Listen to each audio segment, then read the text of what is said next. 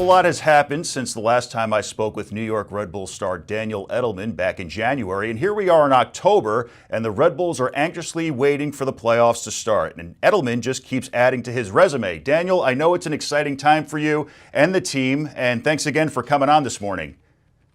Yeah, it's good to see you again, Mike. My pleasure. So, Daniel, before we get into the team, let's start with you. You were just named to the 2024 MLS 22 under 22 list, jumping 10 spots overall since last year. What's it like to get that recognition, and do you feel as though you've improved since last year? For sure, I think it's been great for me to get that recognition. I think as someone that plays my position, it's definitely hard to get that notice throughout the league because I'm not putting up the amazing stats and that electric midfielder who's scoring goals and having assists. So it's definitely really nice for me. And I think I've definitely made a bunch of strides this year and have developed since 2023 and 2022. I think this has been one of my most complete seasons so far, where I've elevated myself both offensively and defensively. And yeah, just hoping to keep it going this weekend. Now, you captained the team twice this year on September 21st and 28th, one of the youngest players in Red Bulls history to do so. What did that mean for you to lead a Jersey-based Major League Soccer team as a New Jersey native? Yeah, I think you said it right there. Jersey-based native, Jersey-based soccer team. I mean, that's so special and it's an honor. I mean, people my age, like I'm 21 years old, and for Carlos Cornell and Sandro, the coach, and all the players around me to have that trust and respect for me to wear the armband and despite my age, be that voice for the team in those games, it was such an honor for me. And the people that have worn the armband before, take a guy like Sean Davis, Dax McCarty, Aaron Long. I mean, all these guys that wore the armband before me, and for me to be able to step on the field at Red Bull Arena, family in the stands. I mean, it's such a special moment for me from where I grew up watching this team when I was 8 years old. Fantastic. So Saturday, October 19th is a big game for you guys for a couple of reasons. The first is that it's Fan Appreciation Night. How do the Red Bulls show their appreciation towards the fans during these events? Yeah, we've definitely had a bit of an interesting middle part of the season, and I think this last regular season game, we want to attack it with everything we've got and try to get the best seeding for the playoffs. And that's our goal right now. We want to end the season on a strong note and show the fans that they've been with us throughout the whole year, how amazing their support's been, and how thankful we are that they're with us each and every game, no matter what happens on the field. Now, as you said, you guys are playoff bound, but now it's just a question of seeding. This Saturday, you'll be playing Columbus Crew, the defending MLS Cup champions. How does a win or a loss set you guys up for the playoffs? Yeah, I think we're definitely going to need to try and win the game. We'd like to have the sixth seed, and that means we would possibly play Cincinnati for the third time in a row, and that would be nice to get some revenge there and just have another matchup. It's been a good series with us this season against them. But again, yeah, Columbus is a great team. They've proved it. I mean, the whole year and even last year. So it's definitely going to be a battle, and it'll be exciting to finish our regular season at home with the fans behind us against one of the top teams in the MLS. And lastly, what are your strong points and Columbus's strong points heading into this matchup? Yeah, Columbus, they definitely move the ball really well. They celebrate possession, and you've got to be really disciplined defensively. I think that's where we're definitely looking at in training this week is the right moments to press, because they're going to be a team that can switch the point of attack very quickly, and they'll punish you, and they'll find those little spaces that they can outnumber you and 2v1 you. But I think with us, it's just about being disciplined and looking for those transition moments, and really looking to capitalize on those and play vertical. Well, Daniel, best of luck this Saturday to you and the Red Bulls, and keep climbing in the ranks, my friend. Great job. Appreciate it, Mike. Head over to ONNJ.com for the latest news and sports anytime.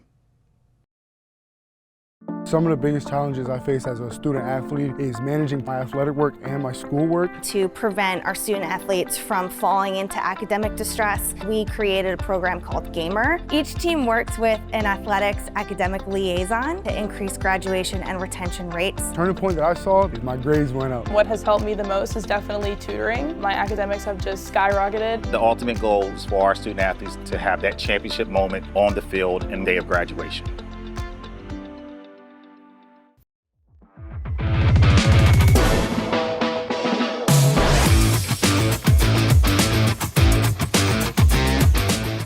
Well, there was no shortage of games to watch on Columbus Day if you're a New York sports fan. Not the greatest day for football fans, but the Mets and Yankees continue to roll along in the League Championship Series. Here to talk all about it is our very own Bobby Santoro. Bobby, welcome back, my friend. Thanks for having me, Mike. Of course. So let's start with the Giants, who played Sunday against the Bengals. Another not-so-great game for quarterback Daniel Jones. No touchdowns, one interception. They would lose this one 17-7. Where did it go wrong for the G-men? It really just starts with that offense kind of struggling to get things going with Daniel Jones, obviously. I mean, you didn't have Malik Neighbors, and they didn't have Devin Singletary that game, too. So, you're missing a few of your key pieces there on offense. And, you'd think at halftime, too, they'd look up and they're only down 7-0 to the Bengals. And I know the Bengals have struggled, but for their defense to only let up that many points to a Bengals offense is a good sign for them as well. But yeah, it's really just looking like this is going to be it for Daniel Jones with hearing that Daboll and Shane are going to actually be there again next year. They're going to want to have another quarterback in there to kind of build off of. But yeah, it seems like it's just, it looks like that 1 year where they were able to, beat Minnesota in the playoffs was more of an anomaly than the norm for him. So it seems to be the end of it for him. Now, the Jets game was a little more interesting on Monday night. They were at least in it until the very end. There were flags all over the place, some overturned calls. Greg Zuerlein missed a huge field goal attempt that proved to be costly because the Jets lost by only 3 points. What were your takeaways?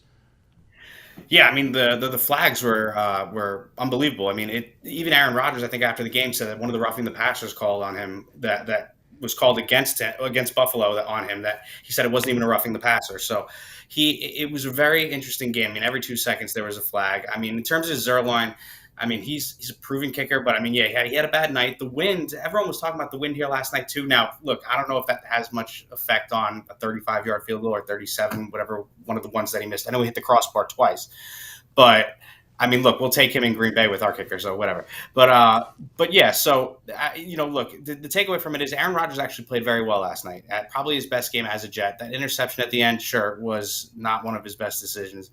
I think they're going to be fine, and I think now with the way things are going with the new head coach, with obviously you're going to rally around your interim head coach, so things should start moving up for them. I still think they're going to make the playoffs. Now, this morning we learned about a huge pickup for the Jets in wide receiver Davante Adams. How big of an acquisition is that? Well, it's huge. We obviously know that Rodgers likes his guys. He likes his guys in the wide receiver room. So obviously you see it with Lazard. I mean, Alan Lazard was we basically learned that Aaron Rodgers made Alan Lazard. So, I mean, they have a chemistry like they do. He hit that Hail Mary last night to Lazard. And Davante Adams, I mean, I don't know how long it'll take him to kind of get back in step, but I mean, watching them for almost a decade in Green Bay. I mean, these guys, it's like they can run routes. They can do this in their sleep, in the dark, whatever cliche you want to do. You'll see a lot of back shoulder passes. This will help them a lot. It's a matter of, the rest of how they can put it all together. So the one thing that I think it opens up is more looks for Garrett Wilson now, because Garrett Wilson, they'll look at Davante. Everyone knows that Rodgers loves Davante. Garrett will be open now more. He targets Garrett Wilson a lot too, so he has more options. This will help him a lot in the long run. Now let's change sports and switch over to my New York Mets. They got pummeled, absolutely pummeled by the Dodgers in Game 1, but came back strong in Game 2 to even up the series. And now they head back to New York with the momentum in their favor. So how good does that have to feel for them? Oh, it has to feel great. And even getting, losing pretty handily in the first game of the series. I mean, you had Kodai Senga pitching, who did pitch well against Philly, but still, you have one of your guys who's only made 2-3 starts in the year, if that, because he's been hurt. So to be able to bounce back like that, and it just shows that pitching means everything, especially in this series, because the Dodgers went with like a bullpen game, or at least started with an opener yesterday, and the Mets really just kind of jumped on top of that and jumped out to an early lead. So, I mean, you got to feel great going back into Citi Field.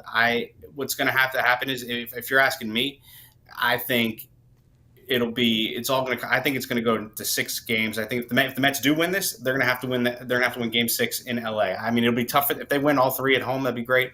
I can see it, but I just feel like the Mets at Citi Field with that fan base, I really do think they're at least going to win 2 there, and they'll have to win 1 on the road, and maybe we see a Subway Series, but we'll pump the brakes on that for now.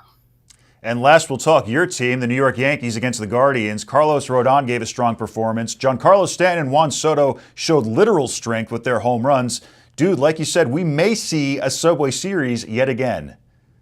Oh yeah, last night was definitely it was 2 different Carlos Rodons that we saw. I was actually there for Game 2 a week ago, last Monday, for Game 2 of the ALDS, and it was, I'll be honest with you, seeing him that fired up was firing me up. It was awesome to see it, but you saw him. It's his, it's what makes him great sometimes, and it's also what kills him is his emotions, because he gives up a home run and he unravels. Last night we saw him. You could tell he was trying very hard not to get fired up and react to it. But a good performance by him in Game 1, and now you have Garrett Cole tonight in Game 2. And I mean, honestly, playoff Giancarlo Stanton is unlike anything I've ever seen. It's like night and day. I mean, people were talking about him before the year, saying, "Oh, we got to get rid of him. He can't be on the team." It all matters what you're doing in the playoffs here. He's earning his pinstripes, and the beat goes on for him. And hopefully we get this Subway Series. And I honestly, though, I'll be honest with you, as a Yankee fan, seeing the Mets kind of just run through us this year, it's a little nerve-wracking, but I think it'd be great for the city and great for everyone around here. Well, nonetheless, I cannot wait to see what this week brings. Bobby Santoro, thanks as always, my friend. Thanks, Mike. Thank you for having me. Head over to ONNJ.com for the latest news and sports anytime.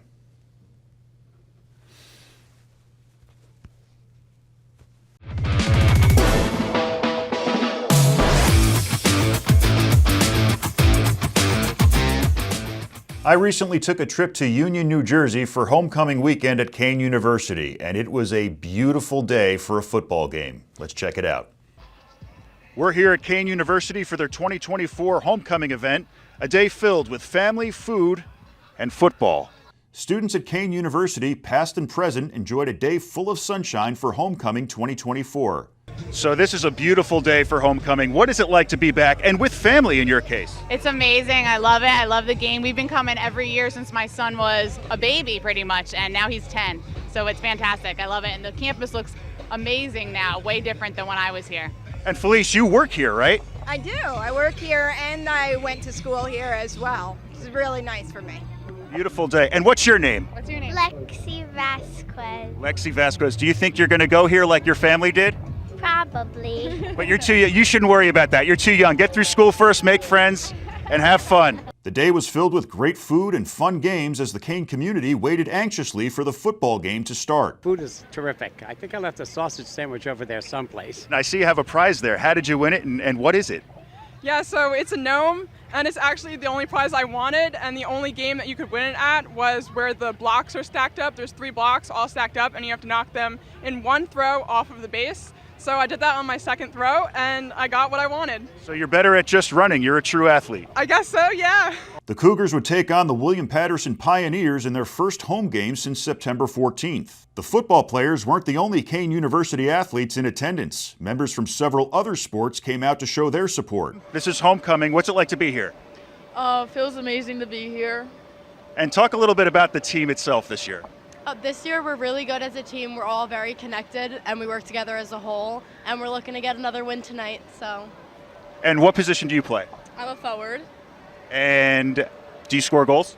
Yeah, I have 3 this season. Hopefully I get some more tonight. Right, awesome.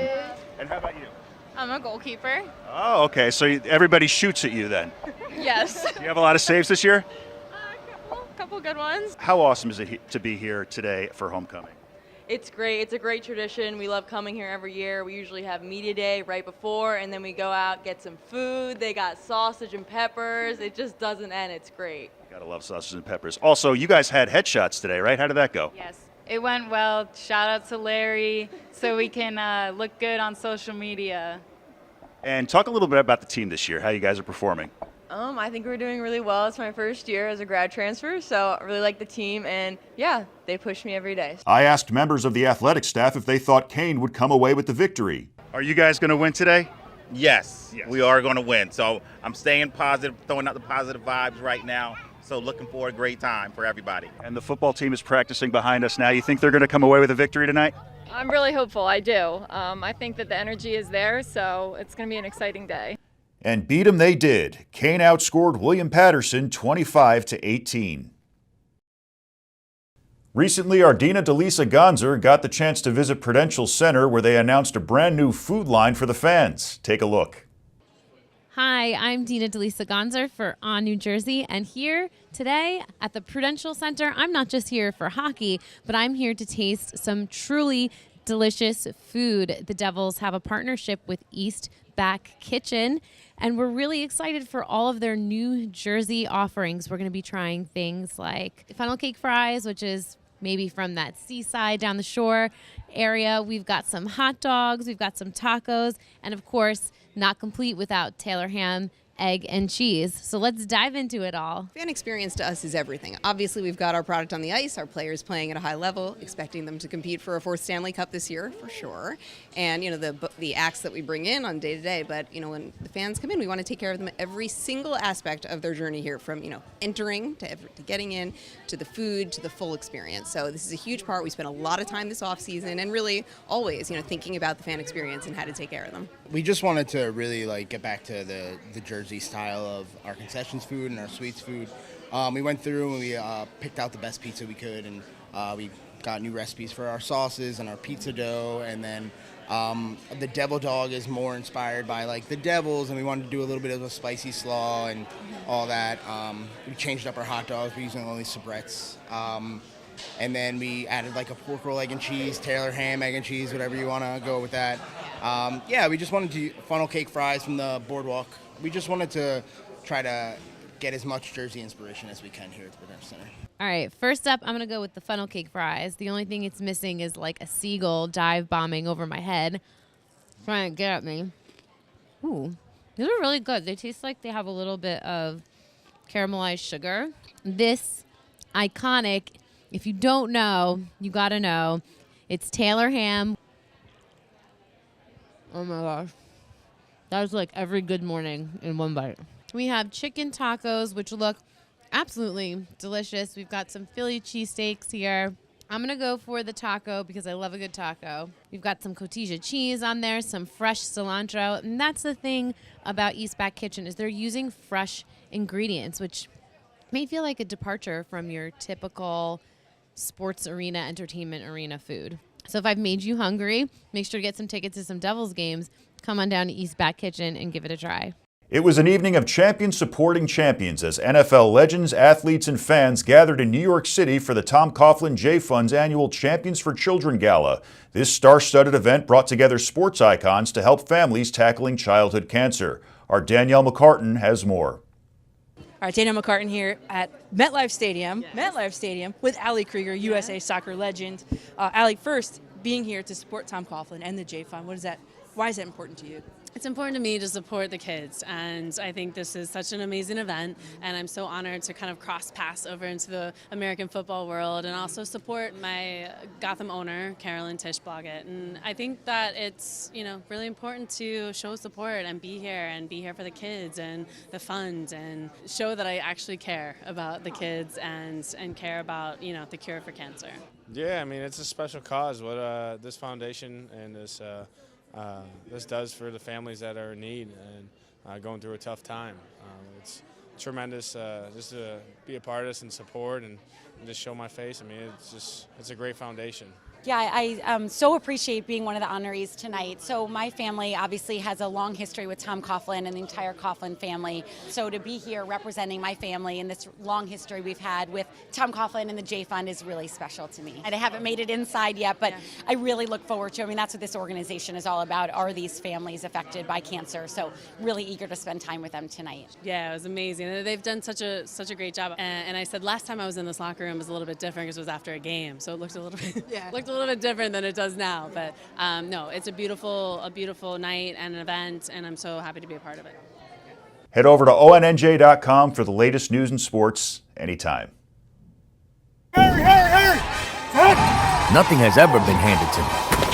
I've had to work for it. On the field, off the field. Kane worked with me, guided me, helped me climb higher to get where I belong, to change my life.